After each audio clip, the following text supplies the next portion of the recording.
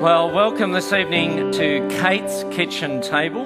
We are very fortunate to have a Masterchef with us tonight from 2011. It seems that everybody is an expert on food these days, but food is important to us, and that's why we thought tonight we'd do a night around Kate's Kitchen Table. Because half the fun with food is not just getting it ready and doing it, it's actually the people that you invite to share the food with. That's half the fun of having food. No good preparing a great meal and then going off to your car and eating it on your own there. So the idea tonight is to make food together around a table, and in a sense, you guys are part of this table tonight and looking in on this meal and being part of it. A little bit about City Bible Forum. We put on lots of events in Adelaide, have been doing so for about 5 or 6 years. What is it? It's basically a group of Christians who are in the workplace who are pretty passionate about the relevance of Jesus to today. So we put on events like this to give people an opportunity to see how that possibly could work. How does God and Jesus fit into a contemporary work life in our society nowadays? Now, I'd like you to put your hands together for Lachlan Cline, who is actually the Mayor of Unley. This is his home turf tonight, Unley Town Hall. Please welcome him.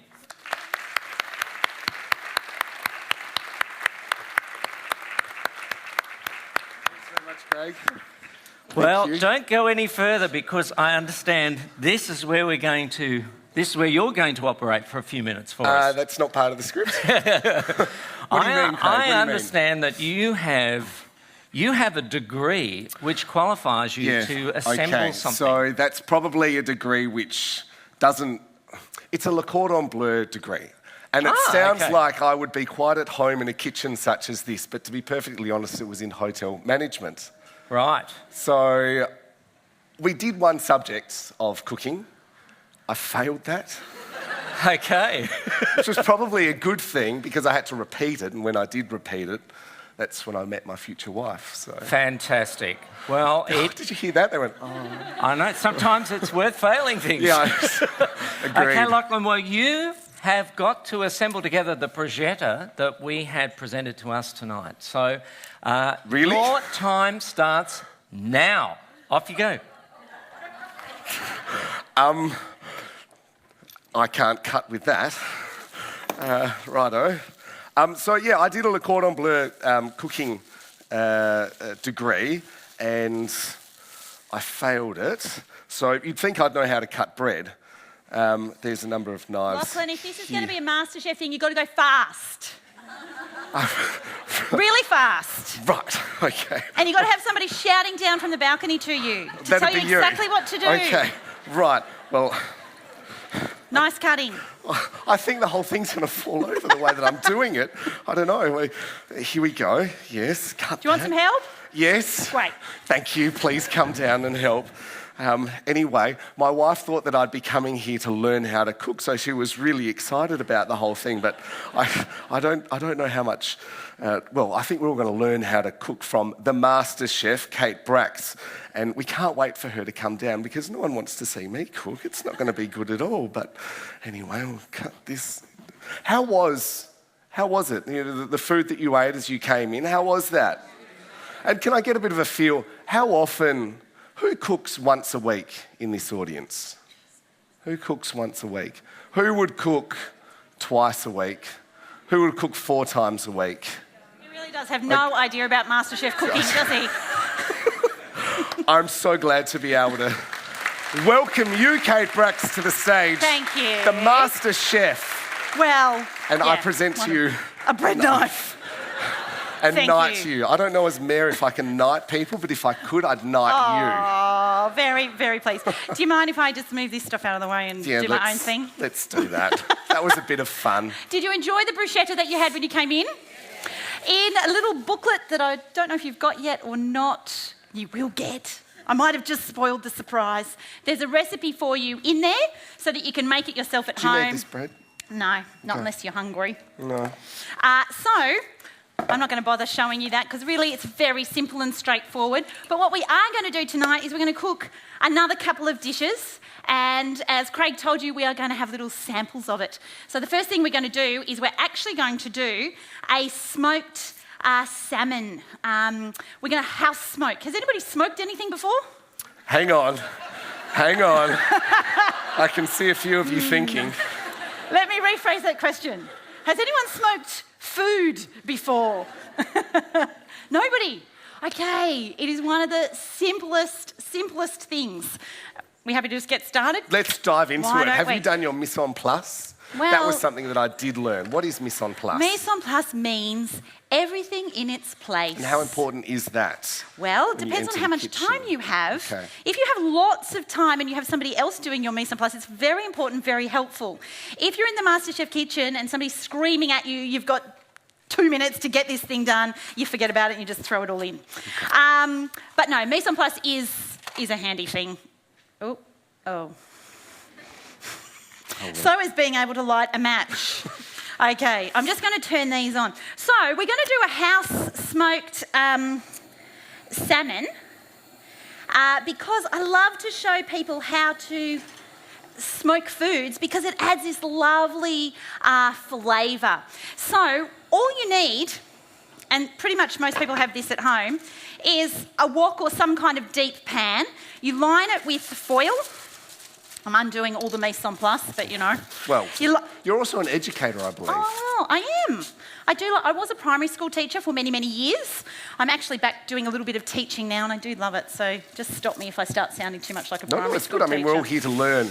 By finding a cake rack that goes onto, fits nicely in there, then you put your food onto the cake rack. But before that, we need something that's actually going to make the smoke. And so what is a really handy medium and cheap is rice. And by just tipping that, need to open the bag. By tipping about a cup or two into the pan, you've got something that's actually going to burn. The reason we line the base with foil, though, is so that it doesn't actually burn the pan. You haven't got to throw the pan out. And then onto that rice, you can then add anything you like that's going to add flavour. So what is really nice with salmon, that was getting quite warm, might have caught on fire. What works really nice with salmon is actually tea. I'm using an Earl Grey tea, and so we just put that in there because what happens is as it heats up, that flavours the smoke. You can use all sorts of things. You can actually get from food stores and things, various types of wood chip, in which case you wouldn't need the rice, you just put the little wood chip in there. Oak is a really nice one. But you can add other things. You can add herbs, you can add citrus peel, you can add just about anything pretty much that you want to add flavour. We pop that on there, and then you need a tight-fitting lid over the heat. I'm actually going to swap those because this one's faster. And what we're going to do is just let that heat up, and those things inside there will start to smoke, and then we can pop our salmon in. Okay. Now we're using a beautiful piece of salmon here, and preferably with the skin on is really good. And what we need to do with that is then just take away some of the moisture with a paper towel, particularly on the skin. Make sure it's been boned if you can, but your fishmonger will do that for you. Do you need to salt it? Well, yes. See, you did learn something. You salt Very everything good. and you put butter in everything with French cooking. You salt everything. Although I'm going to salt it just as I put it in. Okay. Because what salt actually does is it draws moisture out of food, and we don't want to draw too much moisture out. And if we salt it and leave it sitting there, what we'll find is little pools of moisture coming to the surface, which can work really well if you're doing pork crackling, because you actually want to get all that liquid out. So you salt it, you stick it back in the fridge and you leave it, draws all the liquid out. But in this case, we want it more for flavour, so we'll just add it just before. Now, I don't know if you can see on the screen that is starting to smoke up. Can you see the smoke appearing? It's sort of steaming. One way to check is just to lift it and have a smell. So I'm going to let it go a little bit longer. We want a bit more steam in there. But into that steamer, you can put so many different things that you could smoke. So salmon and fish, any kind of fish, even white fish is really lovely smoked. Chicken breast is a really lovely way to smoke it. Things like a custard, you can actually put a custard in there, like make a garlic custard and pop that in there and smoke. You can have a smoked garlic custard. And what smoking does to food, it just adds another layer of flavour. And what a lot of chefs like to do when they're thinking about flavour is sort of build flavour. So one of my little techniques is at every sort of step I think, how could I add more flavour to this particular thing? So maybe rather than boiling something just in water, like poaching something just in water, you could poach it in chicken stock or in wine or those sorts of things, just adding more flavour. Okay, so that now I think is getting there. So I'm going to salt just the top. Actually, no, I'm not. I'm going to salt the bottom too. Because I kind of make it up as I go. I ask, if you had the choice between having the best equipment and average food, or having the best food and average equipment... Oh, no brainer. Best food. You can't make second-rate food any better. You can easily make top-rate food worse.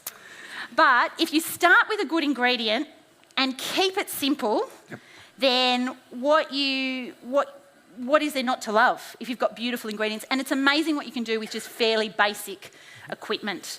My whole food philosophy is more about keeping things simple. I think that's largely because I'm a mum with 3 kids. Yep. So life just has to be quick and simple. But for me, if you've got quality ingredients and you just do them simply, they're better for your body, they taste better, and it's just easier all round. Now, I imagine salmon wasn't the first dish you ever cooked in your life. No, in fact, I didn't used to cook salmon at all. Before I started Masterchef, there was a lot of food I didn't cook. I never cooked pork because I thought I didn't like it. I realise now that growing up, my mum thought you had to cook pork until it was white and stringy for it to be safe to eat. So was it your mum who was the biggest influence? No, it was not my mum. Look, my mum is actually quite a good cook, but I think it was actually more my nana, but I didn't actually see her much. So I reckon, though, there's a food gene. Maggie Beer talks about a foodie gene, and I reckon there's a foodie gene because my nana was a big foodie. I only saw her once or twice a year, but most of my memories of her are in the kitchen with her. And I can't say that she actually started my passion, but I reckon she gave it to me in her genes. Can I ask, who has a nana out there that's a super cook? I mean, I do. Absolutely. Or who gets it from their mum? Or who gets it from people like Kate Bracks from the television? Who gets it from their dad? Dads, come on. It's good to see a few people down there. I think that was where it started for me. I reckon there was just something in me. But as a kid, I actually reckon it started because I was bored. When I was about 8 years old, I have this vivid memory of one long summer Christmas holiday saying to Mum, I'm bored. I was one of those kids that always said I'm bored. My poor mother. And she said to me, well, I don't know, why don't you just cook something? And I grew up in the era of, Peter Russell Clark and... George Bernard King. Yeah. And so I spent this day as an 8-year-old and I put everything into little bowls all over my table and I spent the entire day just talking to the wall as if I was on television and making this gorgeous layered cake, and at the end presented it to my family for dessert. Ta-da! They, of course, went, oh, aren't you clever? You're so amazing. And I went, hey, this cooking thing's quite good. And then I started doing it every time I was bored. So that was your personality, to put things in... I was a very ordered, organised person, and I do have to have a little giggle at myself that as an 8-year-old I was doing pretty much what I do now. Put things in little bowls and talk to people about it. Except back then I didn't actually have real people. Just stood up here. I know, funny. I never would have dreamt, though, that I would have ended up in this position. For me, that was always just playing. I never planned to be a cooking demonstrator. But when did you first have confidence to enter the kitchen and think, how to use the utensils, about ingredients, how to put things together, how to present it on a plate and people are enjoying my food? When did you start getting the confidence to know that you're quite good at this? I don't actually think it was until I really started to enter adulthood. As a child, I was a fussy eater, so have hope.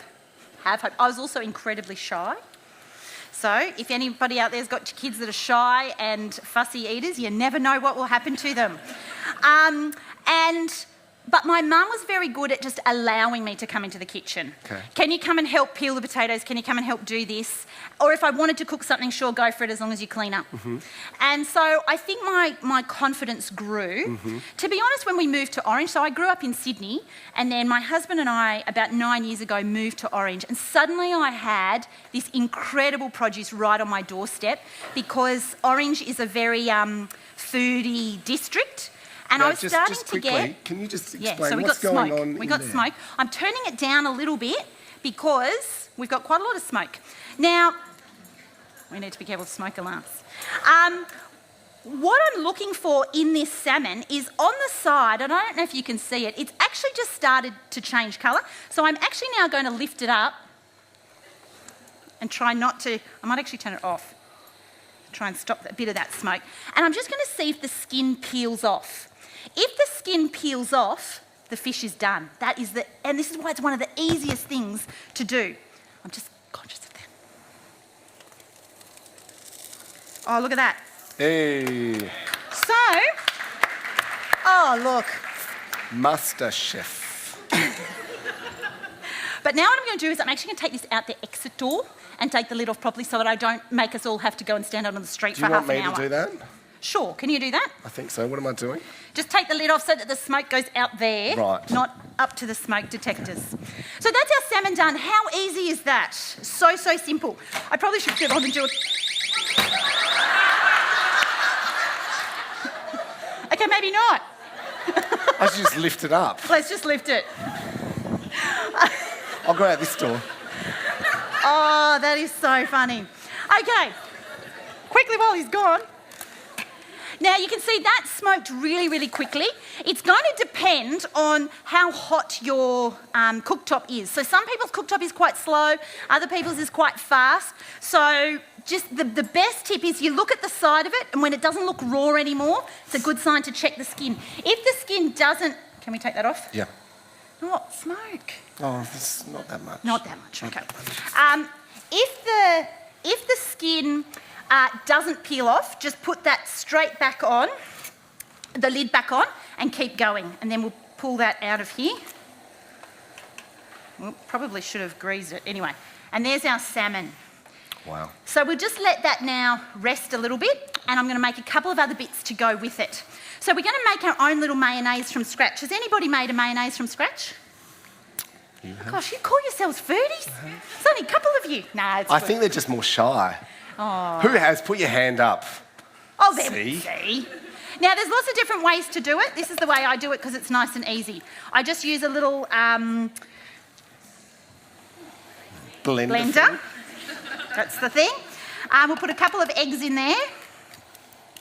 And then I love to add a spoonful of Dijon mustard, which I did have, don't have, doesn't matter, we don't need it. Pinch of salt, a little squeeze of lemon juice. So you need just a little bit of acid just to get it going. Acid? Acid, as in like a sourness. Lemon. Yeah, okay, sure. And then we're going to add lots of a low flavour oil. So we can start off with a little glug, or a big glug. And it's always funny when you use other people's equipment. There we go. Okay. And then we're just going to blitz it like this. And this is why I quite like to do it in a blender, because you can do it with a whisk and then, you know, it takes forever. And then what we're trying to do with it, with a mayonnaise, really what it is an emulsification. And at the beginning, we're trying to mix water-based things like the egg with an oil. And when they mix really well, they thicken. And so what we can do is add that air in and it starts to emulsify. At the beginning, you need to go quite slow with your oil. So I'm hoping I haven't ruined it with that first Dijon big glug. mustard. We have Dijon mustard. Oh, we have Dijon. Beautiful. So can you over-spin that? Can Not you really. It over-blend takes a fair bit to overblend it. You actually have to blend it quite a bit. So, where did my Dijon mustard? I normally put it in the beginning. Hopefully it'll work. It's a bit like chemistry at times, It's a isn't bit it? like chemistry. It is. And we just now then start going a little bit heavy with the oil. Now, I say the majority of it needs to be with a low flavour oil, so either vegetable oil or grapeseed oil, but you can also add a little bit of olive oil, and that just adds that flavour. That's really quite nice. Oops. Okay. So just a little bit of the olive oil in comparison to the... Okay.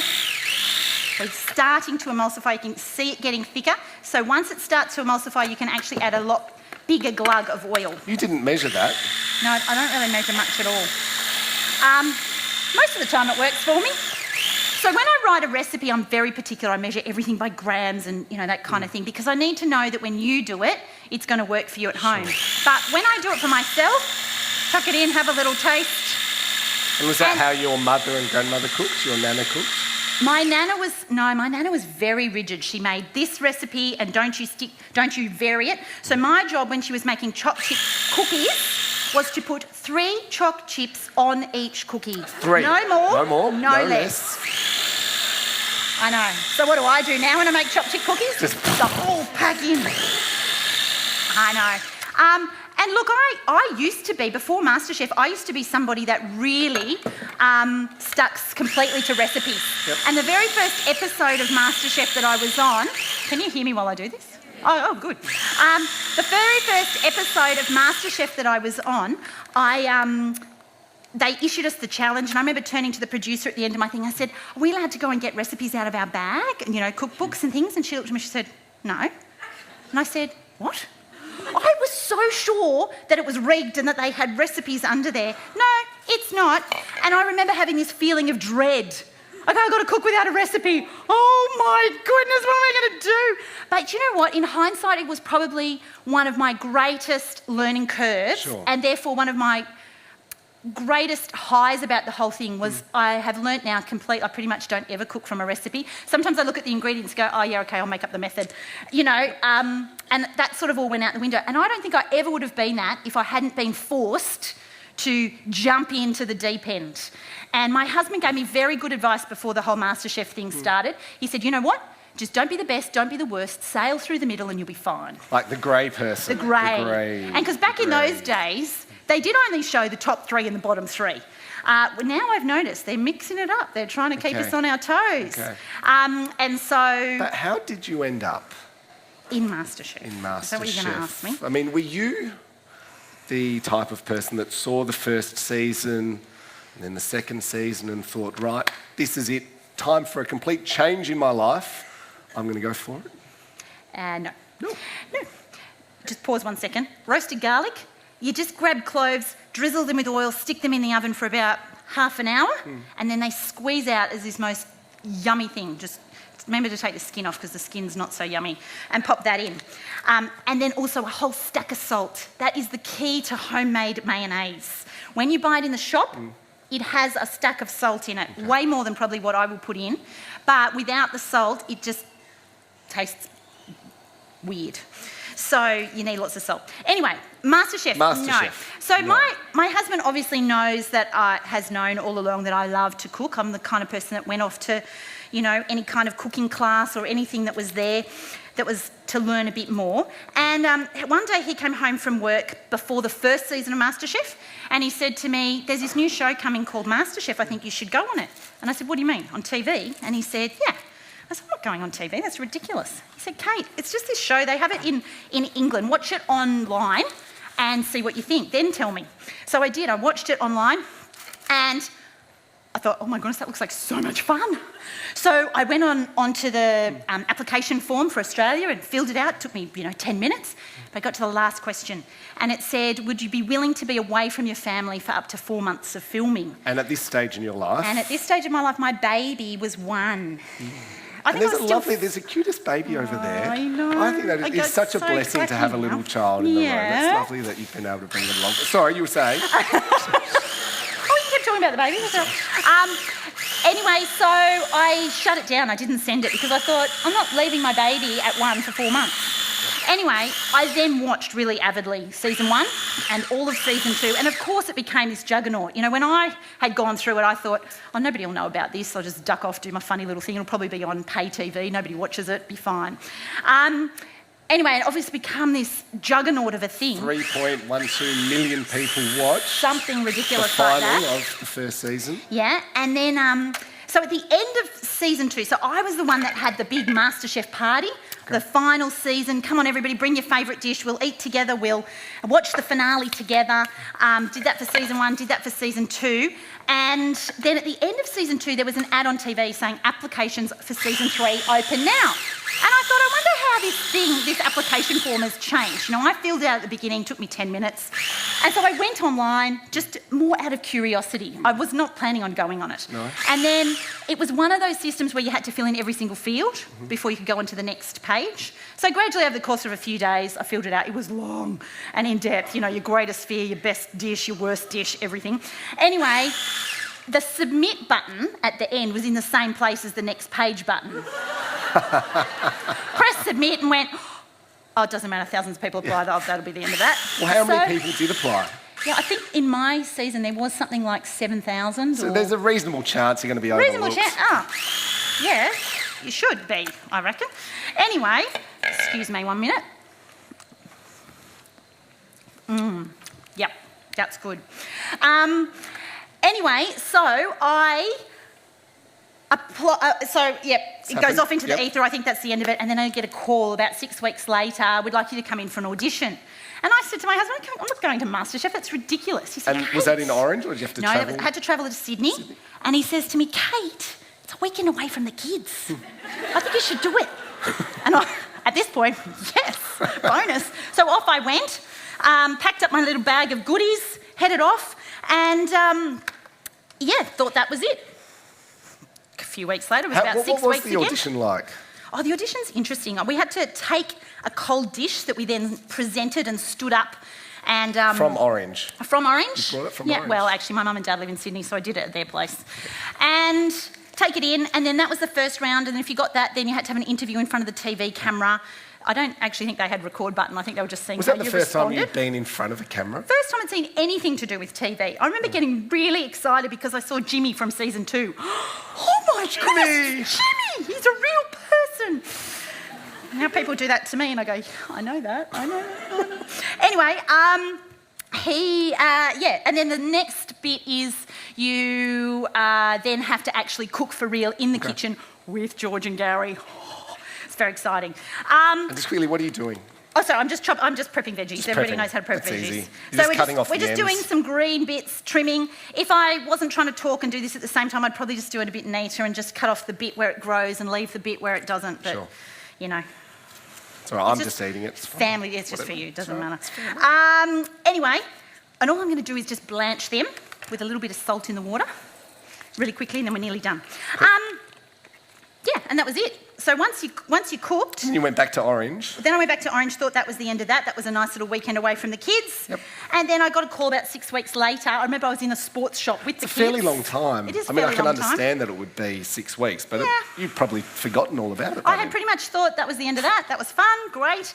And then I got the call to say, guess what? You've made it into Masterchef. And I remember going, oh right.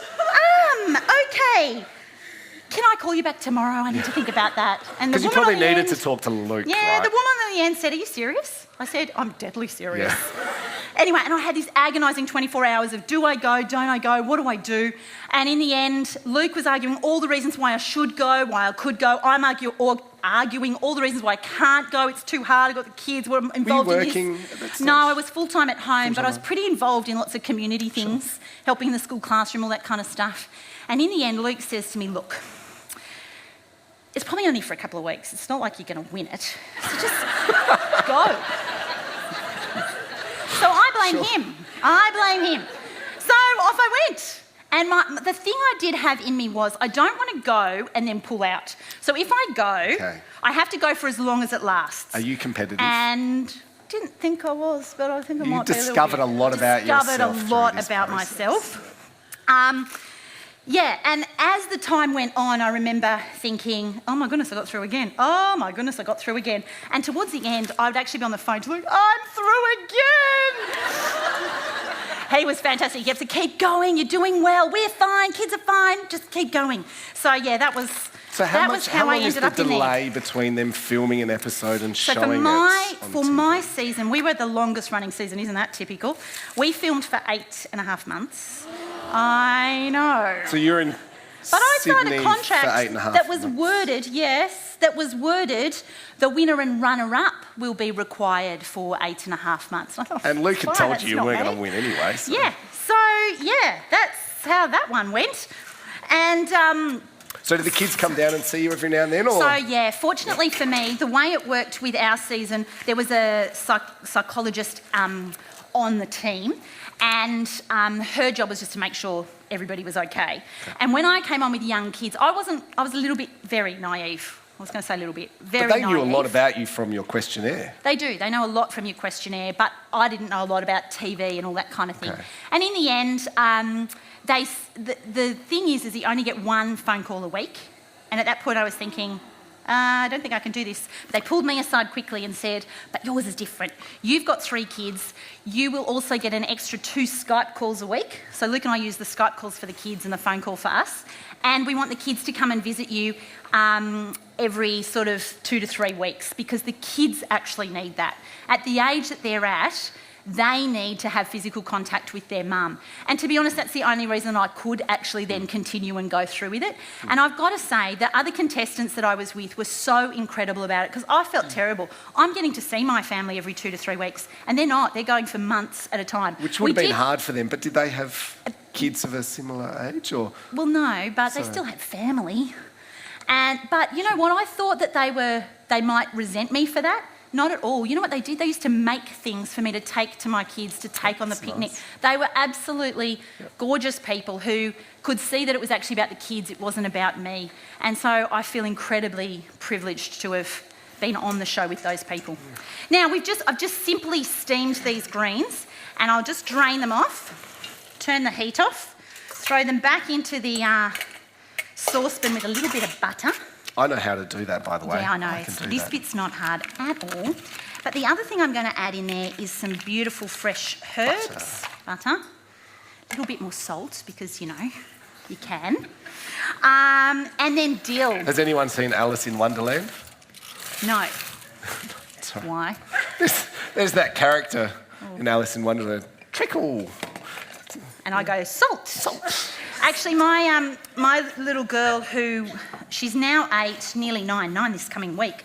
But when it was probably a couple of years ago, when she was about 7, she just had this obsession with lollies. Some pretty good knife skills you've got there. Not really. Not compared to some of the top chefs, far out. Anyway, dill into there. Anyway, she loved her lollies, and I said to her one day, Maya, you love lollies too much. And she said, well, you love salt too much. Didn't really have a comeback. Yeah, okay, have your lolly.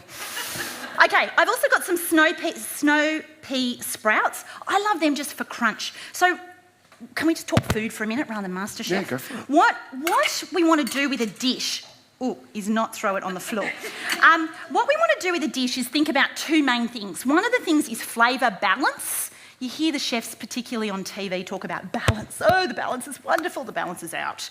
You know, that's what they talk about. And what they mean by balance is that relationship between sweet, sour and salt. And every food has it. They are the 3 main flavours that we taste.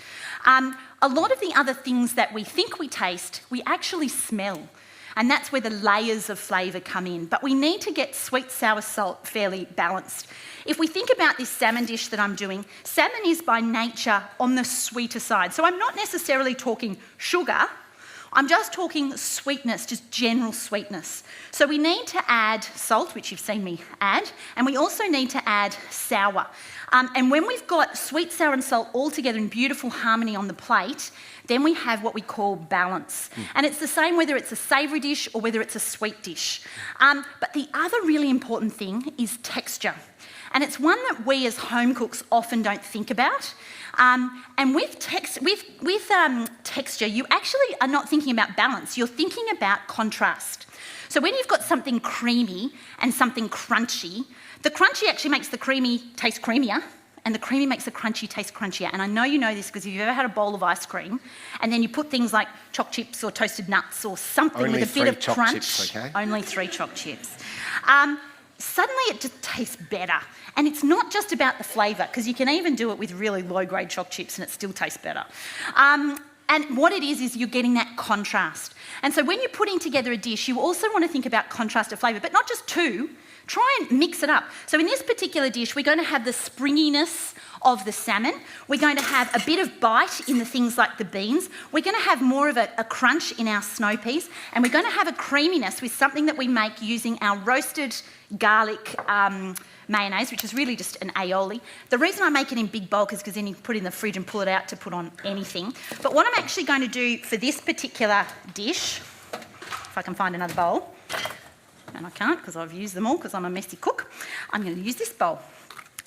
What you do is add a little bit, I do about 50% of the aioli, and then sour cream. About 50% of sour cream. And by mixing the two together, which I actually could have done in that bowl, but anyway, by mixing the two together, I'm adding acidity in the sour cream, but I'm also making something creamy to add to the dish as well. So I'm just going to mix that until that's completely smooth.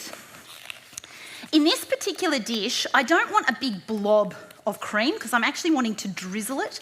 So then all I'm going to do is water it down. But before I water it down, I'm just going to check that the flavour is right. So you have to do that with tasting. It needs more salt. And it needs a bit more sourness, funnily enough, a bit more lemon. So once I've got that right, then I know I've got a balance in my dish. I've got sweet, I've got sour, and I've got the salt scattered sort of everywhere, really. And is that something you learned That's on better. MasterChef, or did you know Absolutely. that going I had no idea about that before we went on MasterChef. Now we're going to get our bowls because we're ready to put it all together. So like I said, this is the kind of food that I like to cook at home. So this is not necessarily your fancy schmancy MasterChef food with, 6 million ingredients and all the, equipment that you need, like spray guns and dry ice and all that kind of stuff. This is the sort of food that I love to eat because it's fresh, it's tasty, and it's good for you if you don't put too much salt and butter in. And I also love to serve with my hands. As long as your hands are clean, I licked with this hand. As long as your hands are clean, then I just think that's why we've got hands, to use them. So one of the little tips I learned was also just let food fall where it is. I know, so fancy. Just let it fall. I want my food to look like food. I actually find it really annoying when I go to a restaurant and it's so intricately cut and I think, no, it's not art, I actually just want to eat. And I just think food has the most beautiful colours and textures and shapes in and of itself that I want to actually highlight that. And then what I'm going to do with this salmon is simply break it into chunks. Mm-hmm. And what we want in salmon, see how this is still slightly pink? It's not raw, it's kind of gone, it's set. Sure. And that is the way I think that salmon is best enjoyed. And we're just going to put chunks. If, however, you don't agree with me, because everybody has different ideas, there's no reason why you can't keep it in the smoker for a little bit longer. But for me, I just want it to be, and I'll put some of the set pieces here.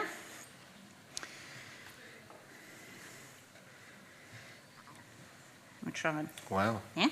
Okay. Like I said, it's not art. Oh, I was going to water that down. So just a little bit so that we can drizzle just a little bit of water. I think sometimes we worry that we're going to water down flavour too much, but water really is your friend if you're looking at different consistencies. You can do it with all sorts of Now let's things. just recap. What were some of those? Sweet, So sweet, sour, salt. Salt. And then we just drizzle onto the top our yummy... And I see that And some you're of the starting food to is get coming some. around. So you'll be able to you enjoy can it at try the same that. time as us. If it's me, I then go back for a tiny bit more salt just to finish off. I'll have some too. You will? Okay, Absolutely. cool. That's the bit I hide from the kids. I do it quickly before they come and get their dish. There we go. Theirs doesn't. And then a nice little sprig of dill just to finish it off is lovely. And we've got dinner served. Well done. Well done. Well done. Oh, hang on, you got a bit. George would not be happy with the dirty plate. George would not be happy with the dirty plate. So, hopefully, I haven't even seen what yours look like. They look lovely. Beautiful. Are you going to critique them? No. Right, so When I got home, people started to score everything I did. So I started to make a rule, no scoring, ever, ever, ever. So, and Kate. this is probably the first cooking demonstration I've done where I get to sit down and eat it at the end. Because normally, you know, I'm told just to put it off to the side so they can photograph it or do whatever they like. This is wonderful. We get to eat Masterchef. We're all eating Masterchef together. food. What is it that's so special about eating together that you find? Does it just open people's hearts up to each other? Does it break barriers down? Yeah, I think food is one of those amazing things. One of the things I love about it so much is that it brings people together. Whether it's round the table or whether it's in the kitchen, it's where people sort of come together. And so for me... Can you taste that smokiness in there? I've Yeah, never tasted anything like that before. There we go. That's amazing. Yeah. Yeah, I just think that you can... It's just a lovely way of relating to each other. So being involved in MasterChef... Thank you. with all of the other contestants... Yep. They would have been like you, very interested in their food, and there would have been a lot of opportunity to discuss things. Absolutely. But did the television try and pigeonhole people? A lot of people ask that. I think when I watched my season, I can only talk for my season. The production company did change after my season, so I don't really know. But for my particular season, when I watched back what had been put together, I actually thought it was a pretty accurate representation of each person that I lived with in the house. Okay. What you have to remember, though, is it is a very edited version, and by that I don't think in my season it was manipulated. I think what it was though, we were in that kitchen for, you know, and they can't 3 show hours all of cooking. It. They've They got, can't show all of it. 1 hour, 2 hours a week to show. And at the end of the day, they're making a television show. So they're going to show those things that are interesting to watch. And they're going to make sure that they give you challenges that are interesting to watch. I remember towards the end saying to one of the producers, I just want to have enough time to finish. And he said, you know that's not going to happen until you go home. So in that way, they probably manipulate things a bit. They want action in the kitchen, because if not, it would be incredibly boring. So it was actually stressful? It was incredibly stressful. I felt like I was going to be sick pretty much every day. The most stressful thing that you have ever done? Most stressful thing. But you know what the upside is? I don't ever get nervous anymore, because nothing compares. Yeah, fair enough. So a lot of people say, oh, don't you get nervous talking in front of crowds of people? Nah. Nothing on being filmed and knowing there's 3 million people watching your every mistake. Well, what was the toughest part? Was it the final itself? No, because I found something just about the final. Like, I thought this was fascinating the way they put it. This is from the paper. It says, Weldon led the first round 17 points to 15 after he served up steak and oyster pie. Bracks chose Balmain bug salad. Sounds like a horse race. Bracks fought back with glazed quail breast against Weldon's butter poached lobster to lead 51 points to 48 after the second round. And she lived up to her moniker of dessert queen with 4 straight 9s in the final round to beat Weldon 87 points to 82. Was it stressful? Do you know what? By that point it wasn't, because it was stressful in that last little period. And I remember chatting to Luke on the phone saying, there's just so much pressure. And he said, Kate, you're only cooking in the kitchen, 3 more times? Just enjoy it. It's going to be over, and then you're going to wish you're back there and you're not making lunchboxes at home. And I think that was really helpful. Did you start making MasterChef lunchboxes? Now, you know what happened was that people started watching what the kids had in their lunchbox. Poor kids would come home and say, everybody keeps thinking we should have MasterChef food in our lunchboxes. Sorry, kids. Because excuse me. No, of course. So the kids, have they started doing any of the cooking? My kids are all quite interested in food and cooking. Yeah, they are. And they love to get in there and have a go. My son doesn't want anybody to know that he does, but he's probably the most into it. Can I bake some cookies? Can I do this? And so, yeah, he's really right into it. My youngest daughter just loves to eat. So any opportunity, she will be in there eating it. And I can't really, have too much of a go at it because that's what motivates me. I just like the eating too. My eldest daughter is not an overly foodie kind of girl. She'll eat pretty much whatever is in front of her. But she just... she's a bit of a people pleaser, so she's quite happy to get in and help, which is nice. Yeah, sure. Yeah. And was there a time... Oh, now there was the Dalai Lama came on. What happened there? So it was pretty... when I was filling out my application form right back at the beginning, I wasn't thinking I was going to send it. So when they're asking big, deep, meaningful questions, my Such as worldview what's your favourite colour? Yeah, it got a bit deeper than that. Okay. But my worldview as a Christian just came in because it just does when they're asking big questions. And so because I wasn't thinking I was sending it, I don't even know what I wrote, but just whatever came out, I just wrote because I wanted to fill it in to get on to the next question. And so when they came time to come back to my house and film what they call a backstory, they knew that I was a Christian already. And it was actually quite funny because they said to me, have you got a crucifix that we could put in your kitchen? I said, no, that's not me. And you're not putting me in that box. So they were very aware that I was a Christian, but it never really made it into any edited footage. I think largely because I wouldn't let them put me into that crazy girl that, anyway. So when the Dalai Lama thing happened, and wouldn't you love to be a fly on the wall when they say to the Dalai Lama, hey, you want to come and be on Masterchef? What makes him go, yeah, that's a good idea? Apparently, he had been watching the show online for years. He loves it.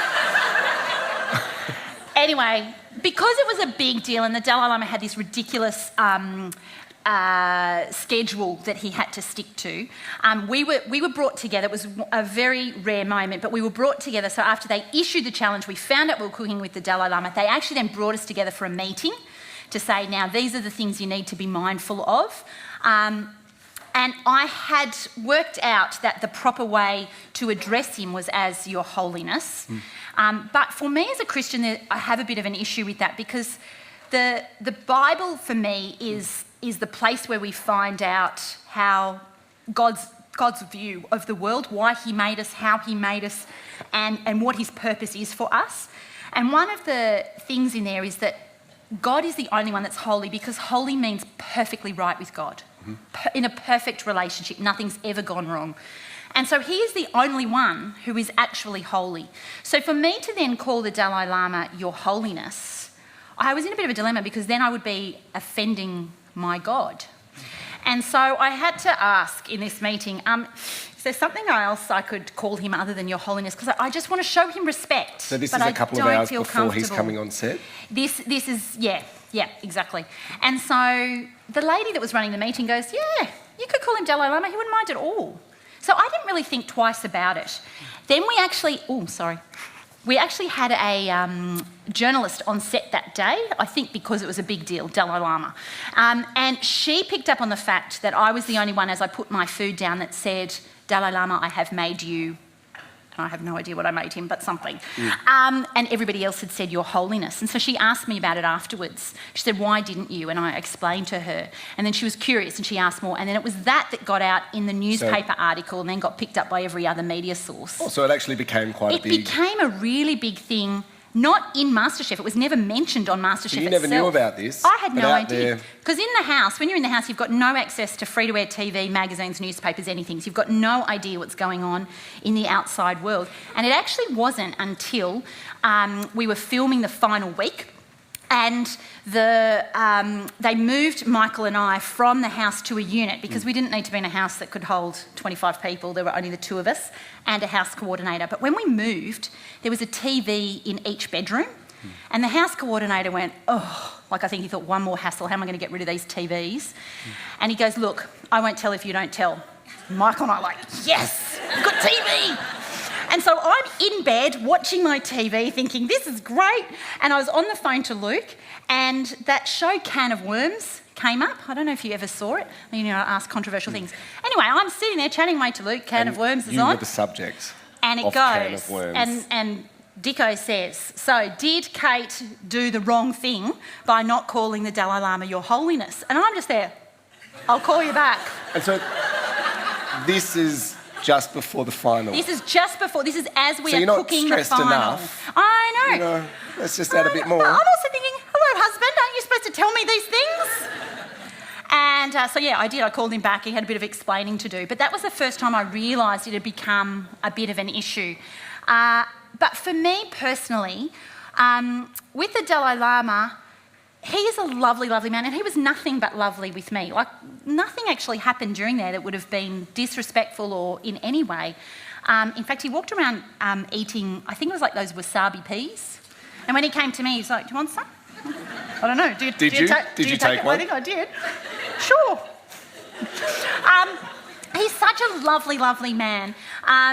But at the end of the day, my relationship with God is not one that I'm about to jeopardise by saying, actually, I'm just going to call this man holy, because actually that would be so offensive to God, because God is actually the only one that's holy. So would you have had this courage when you were a kid or when you were a teenager, or is it... No, it's definitely something that's grown. I grew up in a family where I knew that God existed, but I used to think it was all about a list of rules that you had to follow. So you weren't allowed to do this, you were allowed to do this. God was a bit of the, party pooper. And so as a kid, that was okay, because, your whole life is rules when you're a kid. And then when I hit sort of late teens and left school, I just thought, I don't actually want a part of that. I'm just tired of living by rules. And I'd moved out of home, and I was travelling, and I was enjoying life, and I just thought, I know God still exists, but I'll just put him back there. Don't really want to think about it, because it's too restrictive on my life. Yep. And it wasn't until a few years later that I was getting ready to go out for another party night, and I just caught myself, that glimpse in the mirror, and I thought, who are you? What's the meaning of life? Why are you here? What are we people all about? And I just really started to question myself about those bigger things in life. Had anything been happening at that time in your life? Not really. I think I just suddenly was growing up a bit and thought, actually, is life just one big long party? And if so, what's the point? Starting to think for yourself. Yeah. And it was then that I began starting to think about it, and I really wanted answers. So I actually went on this quest. It took me about a year. I read as much as I could get my hands on, because I didn't want to assume that the God that I'd learnt about as a kid was the only option. And so I went on this quest to find out about every different possible way of thinking about how did the world come to be, why are we here, what happens when you die, all that kind of stuff. So what did you discover? And look, I looked into all the major world religions, and at the time, that New Age sort of ideology was really big, so I looked into that. I questioned everyone. And look, at the end of the day, what I came back to was that the God of the Bible was the only one who said, it's actually not about you. It's not about what you do. It's not a list of rules. It's not a list of things you can and can't do. It's not about you having to work your way to be good enough for heaven. It's not about you having to work your way into this peaceful state of nirvana. It's not about you having to please or do anything like that. It's a recognition that we all don't live up to God's original plan for us. When he made the world, it was supposed to be good, and everything in it was good. And the only thing he said to us as human beings was, listen to my words. He says to Adam and Eve in the garden, don't eat that fruit or you're going to die. Listen to my words, or otherwise our relationship's not going to work. It's going to be broken. We're going to be separated and you will die. And what happened was I think God just showed me through that time that it's actually not about what you do, because if it was, we would never get there. And if we can't get there by ourselves, then if we're going to be eternally separated from God, then what's the point of him creating us in the first place? And his answer is Jesus. So Jesus, when he dies on the cross, is actually taking that separation from God on our behalf. So we don't have to actually earn it ourselves. He's done it. He's paid for it. But because he's stronger than death, he comes back to life, and he shows that one day when this frail body that lives in this broken world dies, he'll be able to bring it back to life. And so it actually struck me that it's actually not about what I have to do. And I found that incredibly liberating and I just felt grateful because I thought, he's actually done it. And I'll continue to make mistakes and I'll continue to not live up to that idea of holiness. You mean you're not perfect? Hate to break it to you. Okay. Well, not all the time. So, was there anyone who was sort of there during that time, or a number of different people, perhaps? There were various people. My older sister had sort of cottoned onto this a lot earlier, and so I was asking her lots of questions. Actually, it was quite funny because I said to her, "What church can I go to find out more about this? So I just feel like I've got to check this God thing out." And she suggested this uni church, which was perfect for me at that age, except I turned up, there wasn't anybody there. It was like a couple of oldies. And I was thinking, yeah, good one, Sal, thanks. But the sermon was the bit where I first heard, hang on, it's about God giving us this incredible gift, saying you can't do it on your own. It's not about what you have to do. And it was a 2-part sermon. Don't you hate it when they say to be continued? So I decided I'd go back the next week because I wanted to hear the next part. The room was full of uni students. It had been uni holidays. Yeah. So we were at that church then for a while. I was just driven to keep going because I just wanted to know more. I wanted to know more about this God, and I was starting to sort of piece it together and realising that this was the only God who said, I'm doing it for you. It's not what you have to do. And for me, that was convincing enough to want to keep looking in. And then over that time, just keep growing. And I hope that I will just keep learning more and more about him. I think if God is somebody that we can completely understand and contain within our mind, then he's too small to be in control of the whole universe. So I like it that I don't understand everything about him yet. I know that one day I will, when the new life comes at the end of this one, but for the time I'm okay. I'm learning more about him all the time, and I like it that he's big enough to be outside of what I can completely comprehend. That was delicious. You've hardly had any because you've been so busy talking to us. Because I'm a chatterbox. Yeah, chat. Was that delightful? Did everyone enjoy that? Well done.